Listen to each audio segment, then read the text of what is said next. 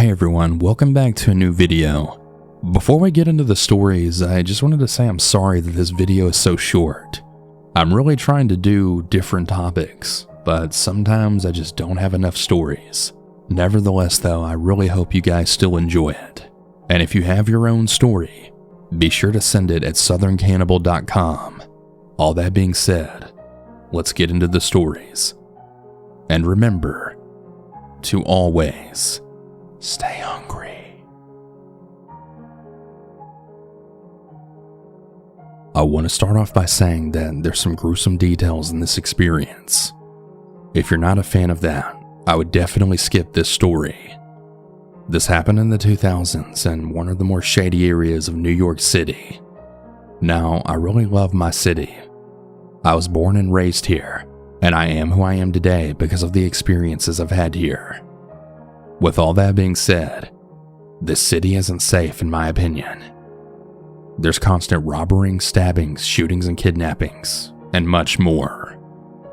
I grew up around this, so for me, it was fairly normal. As a teenage guy, you think you're invisible though. I was coming back home late after a night out with my boys. It was me and two of my friends that lived close to my house. We got on a completely empty subway. Our stop came and we then get off, keeping note that nobody got off behind us as the train was empty. As we walk up the steps that lead to the sidewalk, we then hear this lady start screaming, "Somebody help, they're gonna kill me!" I look at my two friends and then back down the steps. In a split second, we spring into action and make our way back down and into the subway. This is one of the biggest regrets in my life. We start searching for the source of the screaming, and it then leads us to the right corner, right between the ticket booth and the train's platform. In the corner is this middle-aged woman wearing a ski mask and howling away. Now, you're probably thinking, how the fuck can you be so dumb? She's wearing a ski mask. But you'd really be surprised what you see crazy people wearing in New York. She looks completely fine and alone, but still, my friends and I, being the hero wannabes we were, decide to approach her and ask her if she's okay. Right as we approach her, she lunges at one of my friends and she's instantly on top of him, sizing up his jean pockets, looking for his wallet.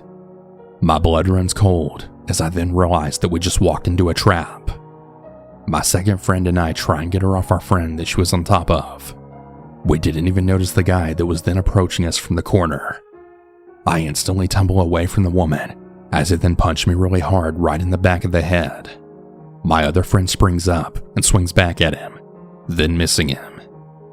By this time, the woman was practically beating up my friend that she was still on top of lifelessly. All of a sudden, the guy then pulls out a huge-ass knife and then screams at us to give him all our money and valuables. He gets his partner off my friend, and he tells us to get on our knees, and we comply. I still remember thinking to this day that this is how people get executed, and then my time had come.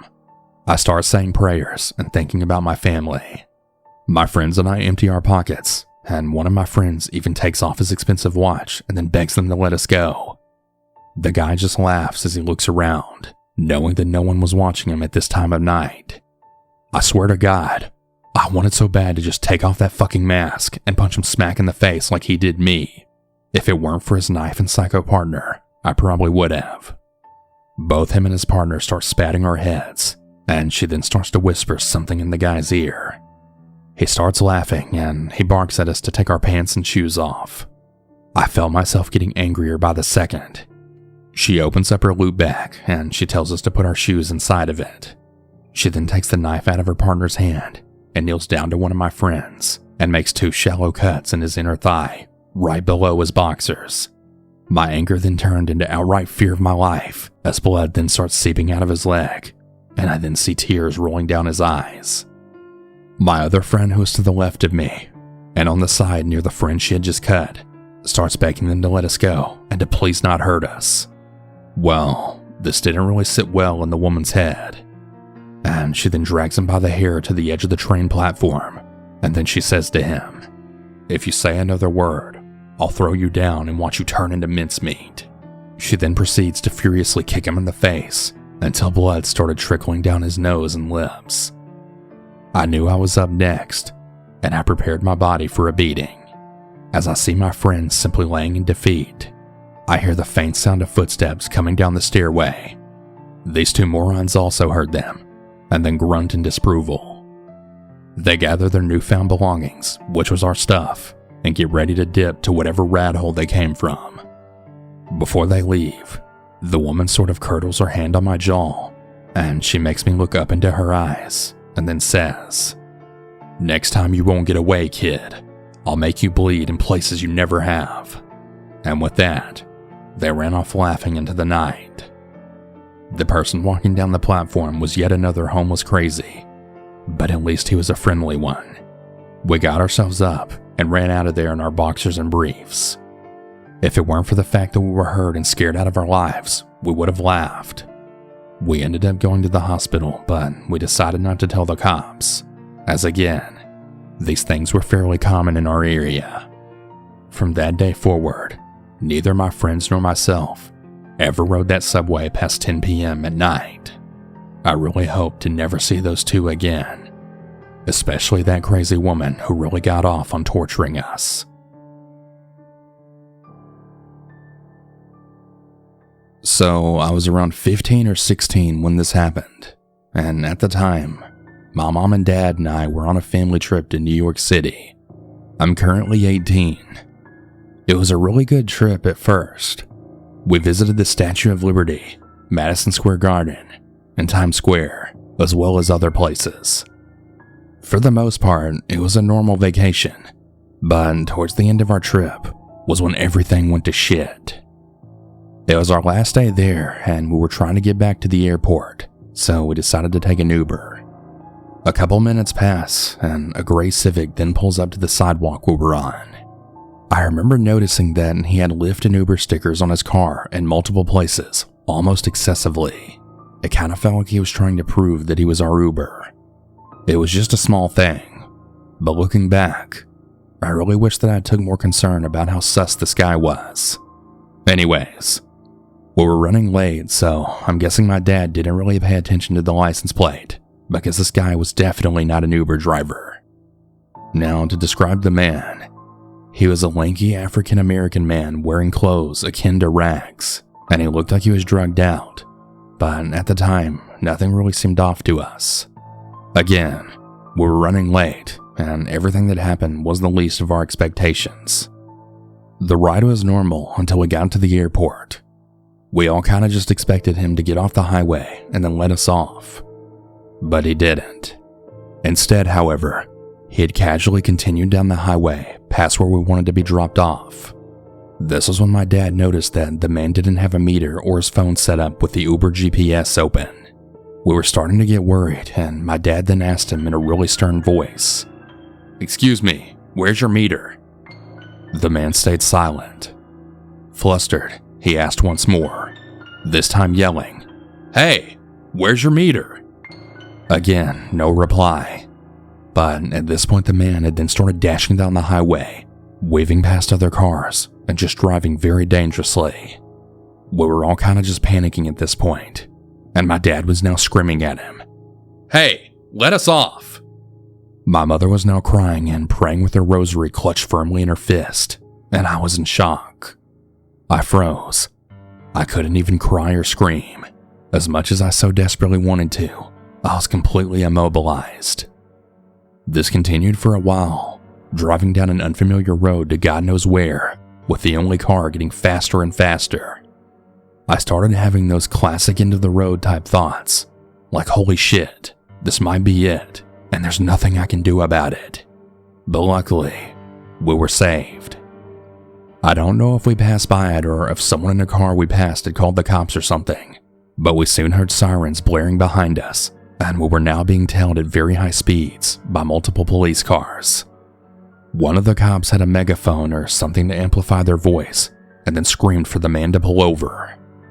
Obviously, he put up a fight, and the police had to actually cut him off for him to finally stop. The police helped us get out of the car, and we got all of our things from the trunk, while putting blankets around us and telling it was going to be okay, and that we're safe now. Don't get me wrong, it still kind of fucked me and my family up hard, and I was still left pretty traumatized, but I was at least glad that now me and my family were alive and safe. The police gave us a ride back to the airport, and everything went as planned from that point on. But holy shit am I glad that I never had to find out where this guy was taking us, and whatever he was planning to do with us. Just thinking about it still gives me goosebumps. I guess the moral of the story is to always check the license plate before getting inside an Uber or a Lyft. That feature on the app that tells you what it is exists for a good reason.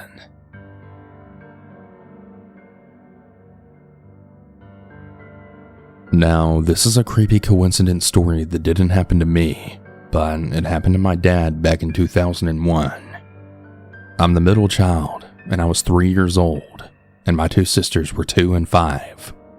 He was working for a company at the time that did quite a few big meetings and business trips, then had required him to do a bit of traveling. For whatever reason, he was laid off from his job on September 9th, 2001, just 2 days before 9/11. On the morning of 9/11, he's still asleep, and he then gets a call from my grandfather. He then starts yelling really awful racial slurs. "I'm gonna fucking kill these motherfuckers!" My dad then asks him why he's yelling and cursing and throwing all these racial slurs so early in the morning. My grandfather then tells him to turn on the TV immediately. Well, you guys know the rest. We all just watched the events of that day unfold on live TV. Of course, I was just a 3-year-old little boy, and my two sisters were way too young to understand what was really going on, and just how devastating these events were. Now, here's where shit gets creepy. After the towers had collapsed, my dad gets a phone call from one of his colleagues or managers. The man's name was Cliff. He asks him, "James, what the hell just happened?" There was a loud explosion, and then it just got extremely chaotic, and the smoke was too thick. I couldn't see anything. Then it felt like I was falling. I might have blacked out. Now it's dark and completely silent. My dad explained to him that there was a terrorist attack and that the planes had hit the World Trade Center, and then the towers collapsed. I really don't know how the conversation went after this, but eventually the man's phone cut off.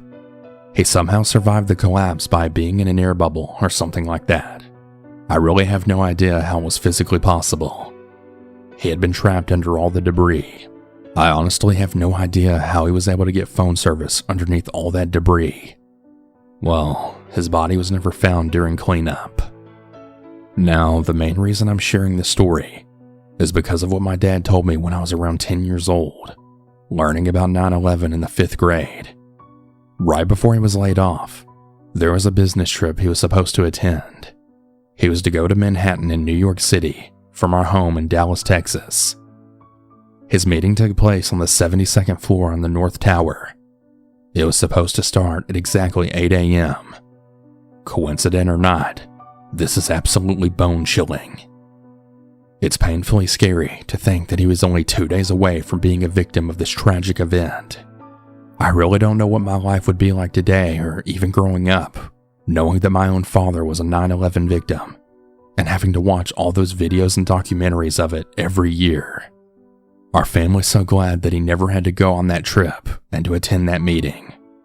My heart goes out to all those people who lost their lives that day, as well as their family and friends, including the police, firefighters, first responders, and so on. So yeah, that's my creepy 9/11 story, and we still bring this up every now and then.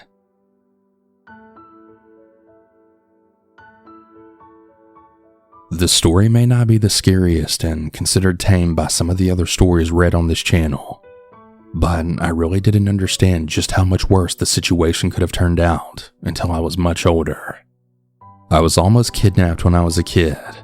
I was 9 years old and in the 4th grade, attending public school.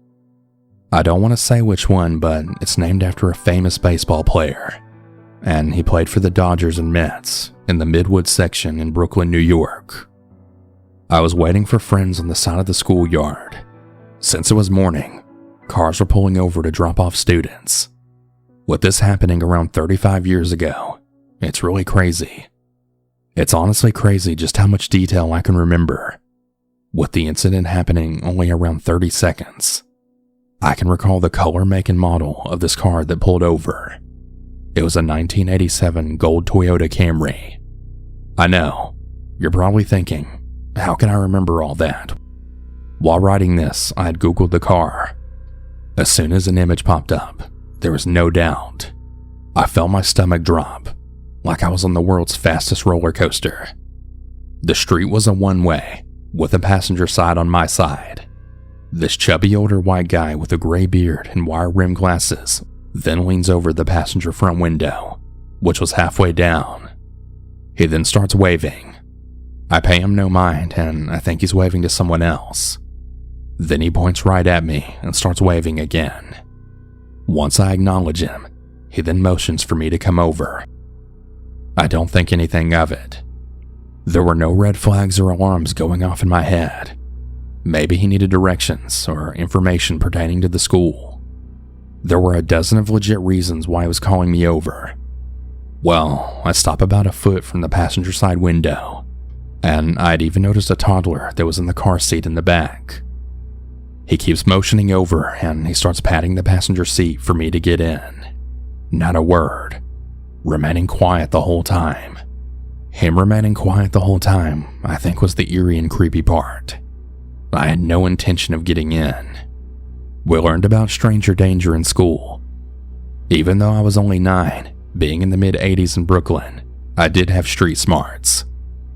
I wasn't yelling, but I was getting louder, with every way that I was telling him that I wasn't getting in. At this point, a mom came over with her kid and then stepped in. Once she was threatening to call the cops, he couldn't leave fast enough. After he left, the mom then walked me into the office. I had told the ladies in the office about what had happened, and then to the principal.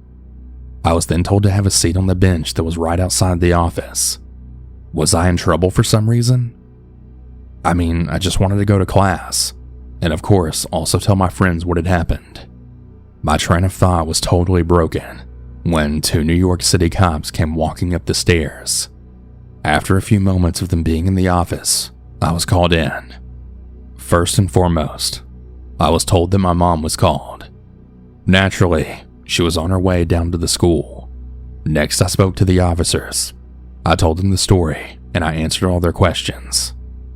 My mom showed up while I was talking to the cops. Of course, I had to tell her what happened. She spoke to everyone there, while I went back to the back bench and waited. A little while later, my mom appeared again. She told me that I was going home early with her. At first, I protested.